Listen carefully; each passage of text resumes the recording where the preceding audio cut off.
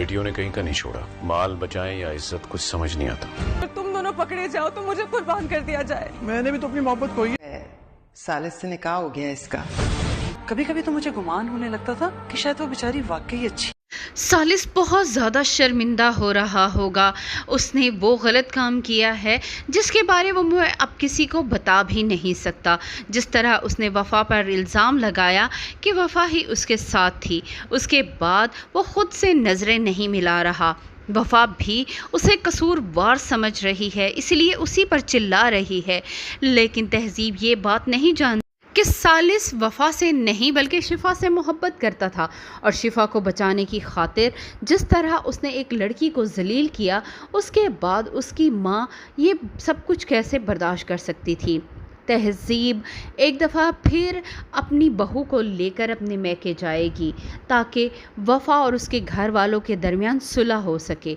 मगर जैसे ही वो वहाँ पर पहुँचेगी, आगे से उस्मान और रज़ा दोनों ही मिलकर अपनी बहन को अच्छा खासा बेइज्जत करेंगे कि पहले उसने हमारा प्लाट हत्या लिया था और अब तुम्हारा बेटा हमारी इज़्ज़त पर हाथ डाल चुका है।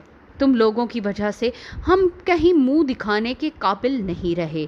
फरजाद ख़ुद को कमरे में बंद कर लेगा तो उसकी माँ उसे समझाएगी कि एक बेवफा लड़की की खातिर वो ख़ुद को इतना धोखा क्यों दे रहा है, ख़ुद को इतनी तकलीफ़ क्यों पहुंचा रहा है। अच्छा ही हुआ कि वो लड़की यहाँ से चली गई। शिफा तो अब अपने ही ज़ख़म कुरेद रही है।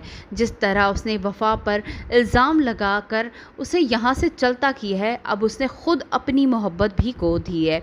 देखा जाए तो वह फ़िलहाल वफ़ा के हिस्से में बहुत बदनामी आई है, मगर आगे चलकर यही बदनामी का दाग धुलने वाला है और उसको बहुत ज़्यादा खुशियाँ भी मिलने वाली हैं। लेकिन जैसे ही सालिस के वालिद को ये पता चलेगा कि वफ़ा उनकी बहू बनकर आई है, वो एक अलग हंगामा खड़ा करेंगे।